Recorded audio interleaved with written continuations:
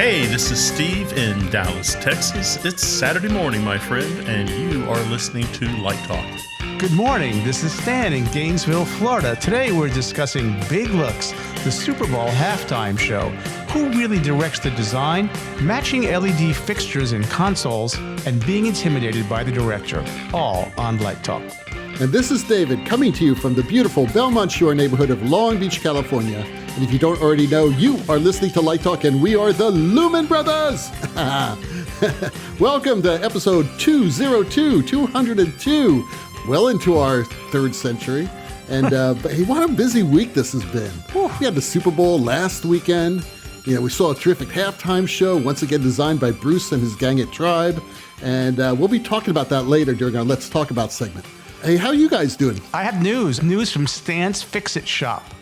Okay, what does that stand? The treadmill is repaired. After 3 circuit boards and multiple weeks and weeks of not being able to walk, I am rolling again, and circuit boards are my friend. Yeah, did you solder the circuit boards? No, you know what's interesting though? When I sent the board off to this place in Wisconsin, it must be ETC's brother or something, and they do all this work on fitness equipment, and they said the problem was software. The software sits on the CPU, and there's no way to fix that. And I said, well, I already had like 3 boards, the original, an eBay one I bought, and he goes, I go, can't you like solder, take the CPU off one and cannibalize it? And he goes, no, we really can't do that. So I had to buy one from the but I did get all 14 wires back in the right place, and I'm walking again. Okay, but did you solder the wires No, back? There's no soldering involved. Oh, none. Okay, so no, it's you use wire nuts? Molex connectors and, snap-ins and stuff like that. Okay. But you got to take pictures and label stuff. You got to be smart or else absolutely. Yeah. We need to put it apart, take it apart. You got to. So I just call it that Stan's Retirement Fix-It shop. I like to fix things. Well, congratulations, Stan. You know, you could become the East Coast Service Center for Illegitimate Panda. Okay. That is true. That's an true. idea. I would reach out to them. I right think now. I will. I think I'll do that. So since we're talking about home improvements, I put together a fire pit. Scary. So you dug a hole. Stan rebuilt a computer, and you dug a hole. I dug a hole, and I lit it, and I didn't burn my house down. Is it right next to the solar panels? No, they're up on the top. Yeah, I know. So enough of this Home Depot banter. Let's get started with the show. And Steve has our first listener question. It comes from Ted in the Netherlands. And he asks, how much of the design is the director's input, and how much of it is your own ideas? Well, I was thinking about this, and there's this kind of story of these 7 ages of man there, from childhood through death. I'm not going to bore you with the 7 ages, but I think there are 3 ages. I think there are 3 ages of design here. And I was thinking, when I started, kind of apple-cheeked in college, not really knowing what I was doing, I spent a lot of time waiting to be told what to do. And then every now and then I would throw in a really terrible Kodak moment cue because I felt that I had to do something. So, that's kind of the first stage. I think the second stage is the breakthrough. And the breakthrough is when people started listening to my ideas. Now, what that meant was I had to do some serious work. I actually had to read the script more than one time. I had to come to rehearsal. I had to make some discoveries there. I had to have some conversations. I had to learn how to listen. And I had to kind of figure out what we were trying to establish as the through line of the play. And then, today, kind of the last stage, I think today it is working as an equal partner with the director and the playwright. Most of the work I do now are new plays. So that means being engaged, listening to the playwright, listening to the director, being an active partner in the process, saying what's on my mind, and having the confidence in what I say makes sense. So I guess it's... don't say anything if you have nothing to say, but if you have something to say, get in there and really, fight for your ideas and your approach into the show. And if everybody's on the same page, then it very much is a shared design. So, I think a lot of what I bring to the rehearsal now goes on to the stage. Lighting designers and set designers in many ways block the show. We define the spaces that the director works in, and the director relies on us to help tell the story. If the director is just sitting there telling me what to do, he or she may have a good idea or two, but mostly they won't. They'll just be trying to get some light on the stage until the next moment they have to get more light on the stage. So I think as you progress and move up the food chain, you are going to have more confidence when you talk to a director or a producer, and I think you will bring a lot more to the table, but understand, it's a process of growing to get you there. That was really well said. I think your point about the progression across your career, and there's a maturity that you're talking about that you get. And I think the best directors have a knack for, if you will, for utilizing the talent that's in the room and recognizing whatever level that talent is at, right? And bring that to bear. And I think your point about staging, Steve, is really true about the blocking is the set designer really helps block the show, and so does the lighting designer. So and the staging is sort of an unconscious vehicle for helping tell the story. So all that makes a lot of sense. It's also sort of, if you can have the reflectivity to know where you're at, and when to listen is a good point that you made. I was thinking recently about this quote. I don't know who said it. Maybe one of you guys know, but it's like better to stay silent and be thoughtful than to open your mouth and remove all doubt, So sometimes it's worthy to just sit back and listen. But then I've been accused of being too passive early in my career, where I felt like I was waiting too much, right? And I was not necessarily I wanted someone to tell me what to do, but I didn't have the confidence in my own ideas. So I think it's a journey, and to be gentle on yourself as you go through the journey. And I think Steve's words are very wise.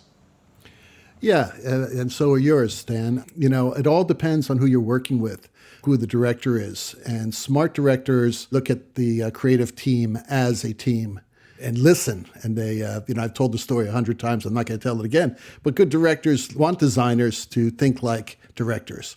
And you can get the best ideas from other people and be able to jam with them and allow the production to flow. Jam's a good word. I think jamming is a really good word for it, too. Yeah. This particular listener is a very young designer, and he was working with a very experienced director, someone who was many years his senior, and he felt intimidated because he felt that this director just had a lot more experience and he should not actually talk too much and just listen. Well, I think that's kind of extreme. I think, yes, you should listen, but no matter how much experience you have, doesn't mean you can't learn something.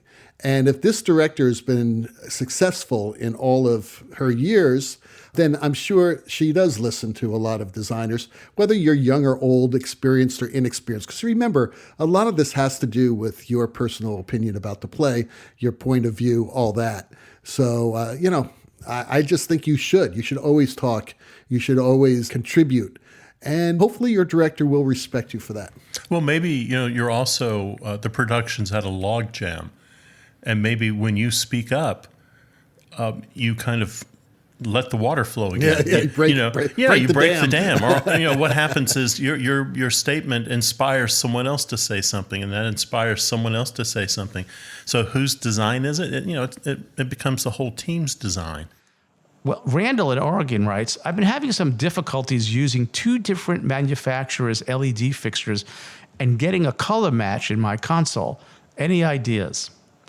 Well, Randall, I'm so glad you asked that question, because just this week I read a fascinating article in Protocol magazine, which is put out by ESTA, about this problem, which has been around for a few years, because as we know, all LEDs are not created equal. And you could have two 7-color LED fixtures, but the LEDs might not be peaking at the same nanometer level. And then you have this issue of, one, looking at the sources, if you're using them as eye candy, and you pick the same gel or whatever, and they don't look the same, or they look the same when you look at the fixture, what's coming out of it, but then when it hits the red carpet or it hits the blue, bench or whatever it is, it reflects back differently. And this has been a big issue. So if I pat myself on the back a little bit, I talked about spectral power distribution when this came up before. So all these fixtures might not have the same spectral power distribution.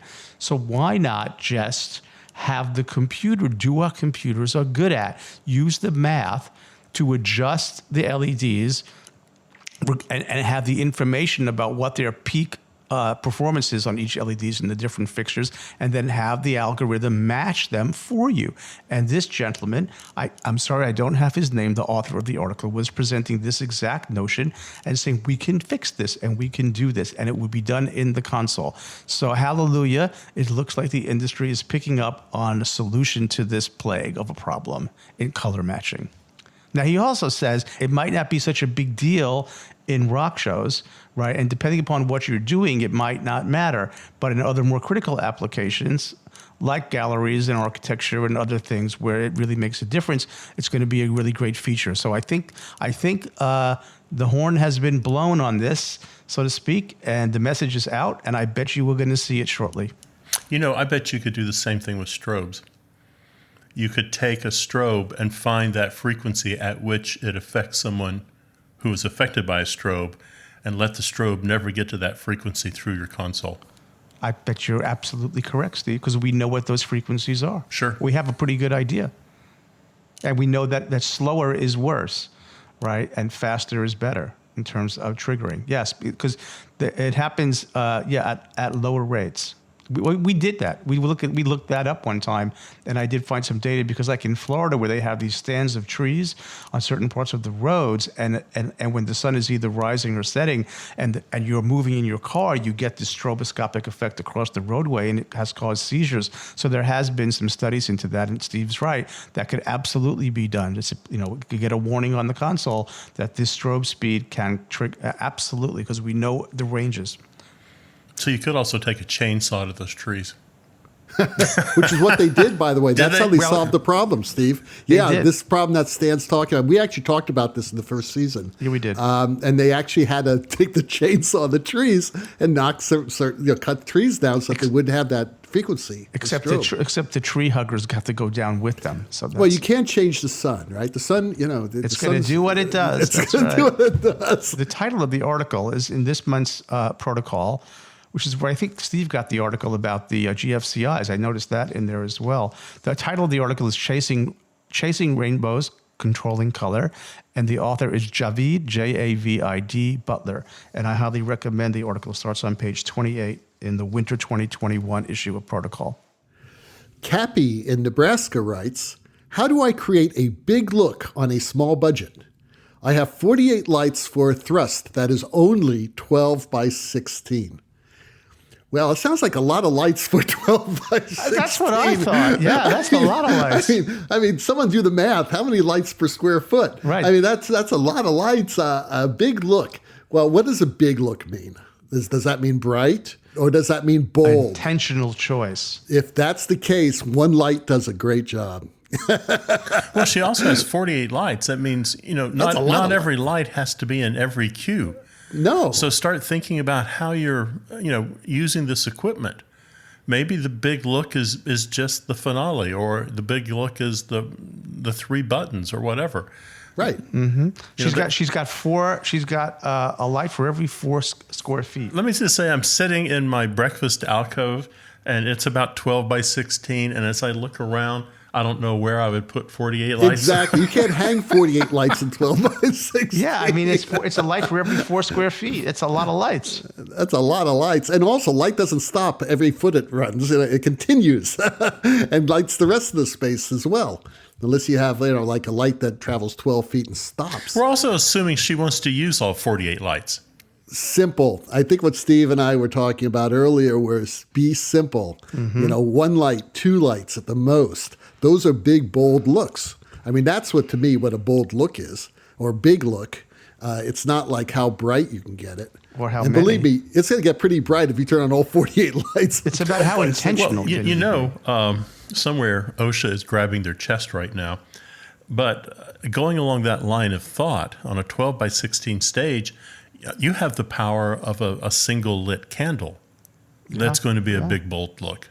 Absolutely. Or a single naked light bulb. I did a production where the actor is a single moment, and there's a lamp on stage, like a practical, and me and the set designer and the director cooked this up. We said, let's have him, it was a standing lamp. Let's have him take the shade off the lamp. It's a stand and use it as a microphone and bring the bulb closer to his face and sing into the bulb. And I have a beautiful picture of that on my website. I love that moment. It had a lot of power. It was very bold look. And it was sort of like him making use of the prop that was there. The whole play was sort of surrounded by that. And it was great. I loved it.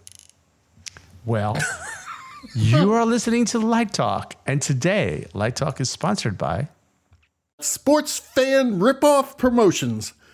Congratulations to the Super Bowl 55 champions, the Tampa Bay Buccaneers. As boring as that game was, the halftime show totally rocked.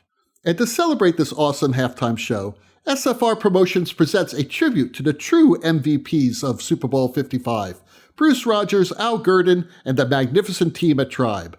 They laid it all on the field. And now that the show is over, instead of throwing it all in the dumpster, you can get the gear. Yes, that is correct. Get your hands on the official Super Bowl 55 Weekend Trophy Collection from SFR Promotions. This collection includes the Weeknd's red sparkly jacket, a piece of the cool set, a shattered piece of mirror from the Weeknd's Maze of Horror, and a faulty LED tile. For fans who love the costume design, we are including one of those scary athletic supporter masks. They wore it on the field, and now you can wear it anywhere you want. And for a limited time, PRG is including a special lighting surprise for every fan. Like that toy at the bottom of a Cracker Jack box, the surprise could be a best boy, a bad boy, a spiky, or an unexploded dud shell from the fireworks show. Are you feeling lucky, punk? So order your Super Bowl 55 Weekend Halftime Show Trophy Collection from SFR Promotions today. Be the first one on your block to show your appreciation of the true artists behind the Super Bowl. Or, if you'd rather, just scare the hell out of the neighborhood kids with those crazy masks. SFR Promotions. That's Sports Fan Ripoff Promotions. Bringing the gear to you. Do you guys believe that game? Boy, did that suck. That was the most boring game I've ever seen in my life. I'm still upset that Green Bay lost. I'm still upset. Well, Green Bay was 2 weeks ago, my friend. 3 weeks ago, actually. I know. I know. I didn't bother watching the Super Bowl. It was hyped up to be one of the greatest ever, and it was just one team came to play and the other one didn't. So it reminded me of the old Super Bowls where they were always blowouts. But hey, congratulations to Tom Brady. I'm not a Brady fan because I'm an old Dolphins fan, but you know something? You got to hand it to the guy. 7 Super Bowls out of 10. He won 7 out of 10 that he went to. Well, first of all, you're using past tense. He says he has no desire to retire for at least 5 more years. I'm just telling you that if something happened today, he decides to retire, he is the greatest ever. No doubt about it. No doubt about it. And believe me, I'm an old Dan Marino fan and Joe Montana and those guys, but nobody comes close to that type of success. Nope, you're right. And that is pretty damn impressive. And now, back to Light Talk. Well, those insane ducks tell us that once again it's time for another installment of Let's Talk About. And today's Let's Talk About is all about the halftime show of Super Bowl 55. That halftime show was pretty awesome. I have a few things to say about it. I thought that, of course, Bruce and Al and everyone else, the whole team was pretty spectacular, especially considering the limitations they had this year as far as contact and COVID and all that. Now, I'm not a big fan of the Weeknd. Well, let's start right there. There's their first limitation. Yeah. Well, I've watched it a few times, and I'm starting to get into it a bit more. And I think that because it was filmed in such a close cinematic way, there weren't a lot of big, grand, wide shots on this show. It was very close. I thought that it worked better because at first I said, this music's not powerful enough. It's not rocky enough. We're not talking about Janet Jackson or we're not talking about Prince. It's a little more subdued. I thought that it would really be a problem. But I thought it was not bad. Now, I know Stan has some very strong opinions about the performance, so go for it, Stan. What do you think? I'm really naive here, so I have to admit I don't know the artist, the performer at all. Didn't even know his name. So there was no recognition for me at all, but I did find it, but I have an open mind. It was not my cup of tea. Didn't bring me in at all musically. And visually, those guys do some amazing work. But for me, this time, it didn't work for me. It all seemed a bit, I don't know, spectacle is right, but this was like spectacle just for the sake of spectacle. Like it didn't connect to anything for me. I know it tried to connect to COVID and the masks and all of that stuff, but it was like, I have to maybe watch it again. Maybe it was the mood I was in because I was only sort of watching it with one eyeball, doing something. One eyeball? Where was the other eyeball? I was reading, I might have been reading an article in between because I wasn't giving it my full attention. You're multitasking. So I'll have to be fair. But, but I think the section, I was watching it, the opening was odd, and then they went into the Hall of Mirrors, and that's when you lost me. It was just like, why? I'm in the fun house, he's dancing in the mirrors, the lights are flashing. There was like nothing to there was no aesthetic there for me. It was just like we're just throwing all the music stands and all the LEDs and everything lit up in the stands. I was like, it was just so much lighting. Being a lighting designer, to say there's so much lighting, it was too much lighting. I mean, is there a point of sort of curate your choices? I just thought it was overwhelming and self-indulgent. That's all I'm going to say. That's about as rough as I'm going to make it. But so all due respect to the people, I'm glad people were working, and I'm glad it happened, and I'm all good for that. But as artistically, I was left wanting. How would you feel if they sent you one of those athletic supporter hats? Would you feel better? I wonder if they could bribe me. You could buy it from our sponsor. It comes with that. You get one of those free athletic supporters. Maybe that would change my opinion, but I'll watch it again. And maybe next week I'll come back and I'll have a different approach. We'll be on to the next thing next week. Okay. They needed Isaac Hayes. Oh, Isaac Hayes. Isaac Hayes. Yeah, that one. Shaft. The other people who could have pulled this off is the most successful rock band of all time. The Rolling Stones? No, the Wiggles. The children's band out of Australia, the Wiggles. They're the most. I heard of the Wiggles. The Wiggles are great. Yes. They could have done this. I don't know. I agree with you, David. I think the design team, the production company did everything they could do, and they just had the wrong person standing up there singing. It was just. I do question that choice. I really do. However, my former wife, Dana, told me, well, you know something, David, he's actually very popular and you're so out of touch right now. You have no idea. And she's right. I mean, she's sort of my pop culture source because she's the queen of pop culture. That being said, just listening to the music and listening to the lyrics, it started to make a little sense to me after like the second time I watched it, especially it was like a horror house hall of mirrors. And then you have those guys coming in, bouncing off of each other in this chaos. But what was so great about it is that they had a lot of different perspectives because you start outside, in this very sort of big concert-y thing. Somebody flies down, then they open up the big door reveal, and he's in the backlight with unfortunately one panel out, which is amazing because I'm like just thinking all the shows that Bruce has done where they're like moving these giant LED set pieces onto the stage in like 7 minutes, whatever it is. It's like a ridiculous amount of time. And they plug them all in and they're all working, right? They're all working. And it's like, because Bruce told me the story of The Who, because the first time and only time that it was right was performance night, that actual performance. All their other rehearsals, something happened and a big panel wasn't working. When you have a big circle and one of the pie pieces is not working, it's pretty obvious. So I'm just saying that with all the years they've been doing this, they finally get to a year where they have a permanent set that's in the end zone, that's actually up in the stands, and everything was all preset up there. And then the effect happens and one of the panels are out. Well, you know what happened is there's one of those overhire stagehands was going, now what was I supposed to do? What was I supposed to do? With Prince, they have an excuse with Prince. You're right. Yeah, it was raining. It was pouring the rain, and they were moving like 800 tons of scenery around the stadium. So I forgive them on that one. But again, I'm not picking on the production team. I'm not picking on the designer. I'm not picking. I think they did everything they could do. No, I think they could do. I think they did everything they could do with the talent. I mean, I think that's you put Gaga in front of that, it would have been amazing. Oh my God! First of all, I love the lighting. I just thought the style was really kind of edgy and cool. I liked the whole bandstand type thing. Wasn't crazy about the dancers behind there or the violin players. I wasn't so nuts about that, but I did like the look of it. And by the way, and here's a poser question, why do you think that the stage that was in the end zone was off to one side? It wasn't centered in the end zone. Why do you think that was? I'm assuming it had something to do with the field goal. That's right, the goalpost. They couldn't get the camera shots. Those damn goalposts would be in the way the whole time. I'm surprised they didn't cut them off and make them detachable and put them back in.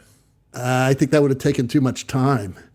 I really do. I mean, what they did was fine because it was really done for TV. There were only 25,000 fans in the stand. They had a lot of cardboard cutouts there. I did like the red follow spot a lot. I liked the follow spot work in the evenings a lot. What did you like about the red follow spots? I just thought it's not something that we had typically seen, and it was I thought they were very daring with their color on the follow spot, and I thought that follow spot really worked well. I just thought, it's not just a big white follow spot whacking him on stage. They had, thought about that, and they had crafted it into the song. The costume looked great. I loved how his skin looked. Oh my God. The color balance was brilliant during the whole performance. His skin looked great. Yeah, absolutely. And that one short video clip I put up on the Facebook group page, it's just so beautiful because they've got the background with the fireworks behind them, and it's like an homage to what we saw 2 weeks ago. All of us are spoiled. We look at these great movie things that we see and how well lit it is. We look at these television shows. We look at these halftime spectaculars. We take it for granted now that everything is going to look beautiful. Right. It's amazing where the industry has gone, where the designers have gone, where the technology has gone. And, again, you're right. It's a 20 short minutes, and it's one bite at the apple.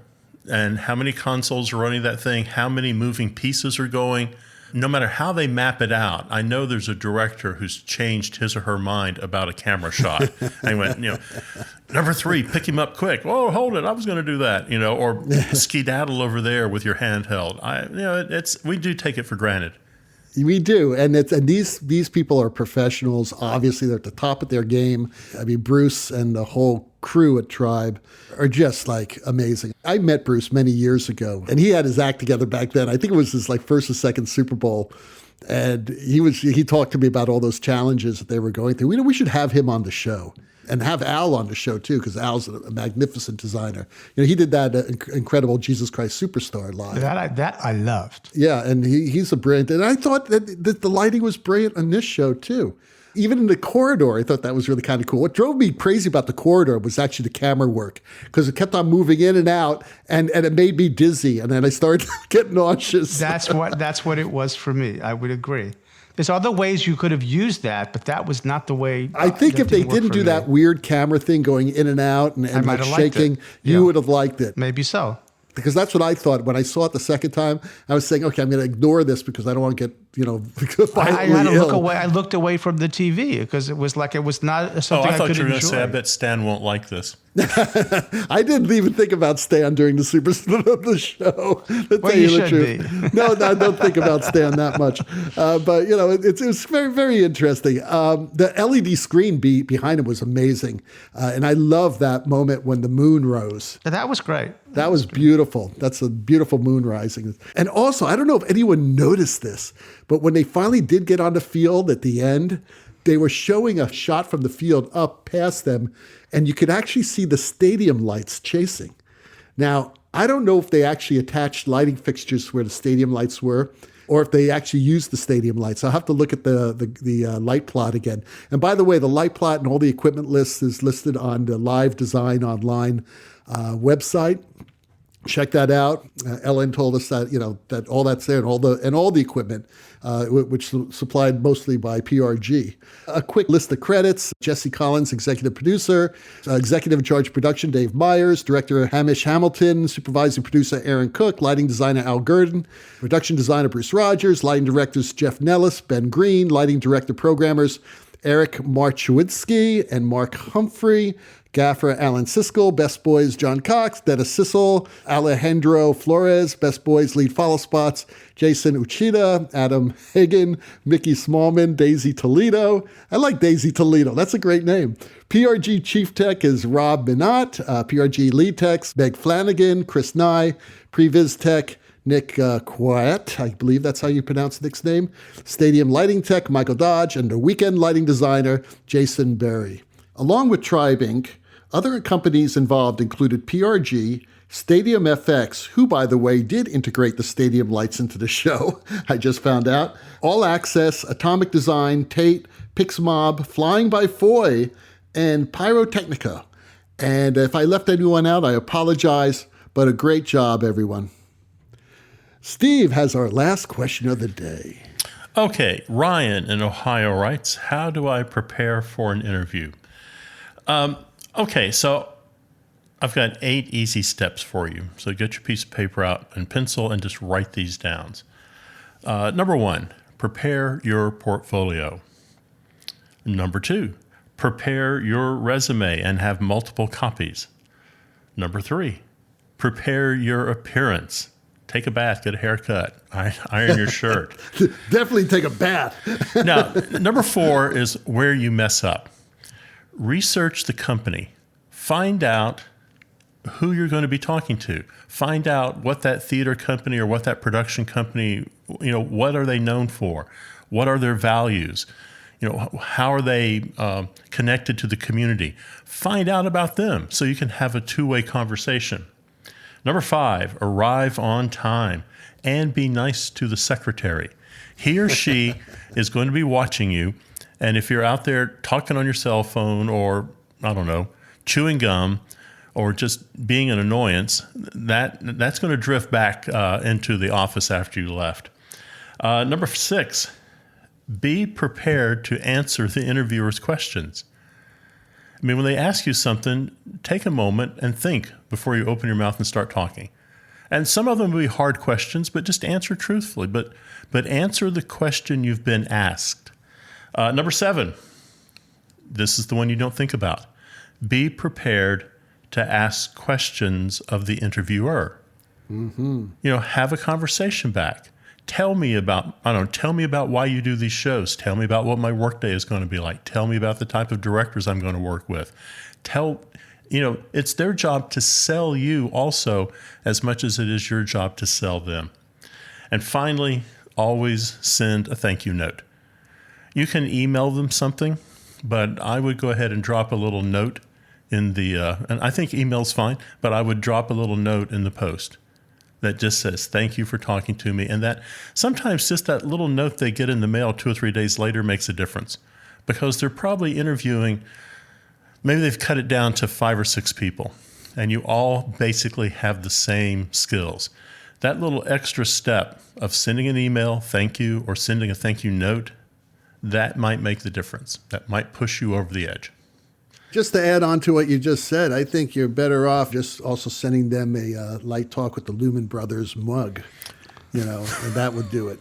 Or a box of chocolates. And be sure to tell them it is not dishwashable safe. Definitely not dishwashable safe. I think Steve has got it right. I'll just add one thing. It's sort of maybe buried in there, but be authentic. And show a little bit of your authenticity in the interview. I appreciate that in particular. Show a little bit of your humanity can come through. Yes, you're a professional, but show them who you are a little bit. Yeah, pull out that can of Skull and dip a little there. Okay, well, the rocking sounds of the Luminoids tells us that once again you've spent another morning listening to Light Talk. You can hear our show on Spotify, iTunes, Google, YouTube, Live Design Online, and just about every other podcast site out there. Check out our website on lighttalk.org for future guests, and be sure to follow us on Facebook and subscribe to our podcast. That way you will not miss a second of Light Talk insanity. No guarantee is offered regarding the accuracy of any statements or opinions made on this podcast. However, if you do decide to litigate us, the law firm, and boy, we got some good ones lately, Flecht, Flock, Flare, and Glare, and their paralegals Snoot, will defend us until our retirement funds are depleted. Light Talk is written and produced by the Lumen Brothers, coming to you from Long Beach, Gainesville, and from deep in the heart of Texas. And be sure to join us next week when we talk about more happenings in our crazy industry. All of that and a new sponsor. Light Talk, broadcasting questionable Lumen knowledge and humor around the world. So we'll see you all next Saturday morning. Bye-bye from Light Talk. Toodles. 202 to you.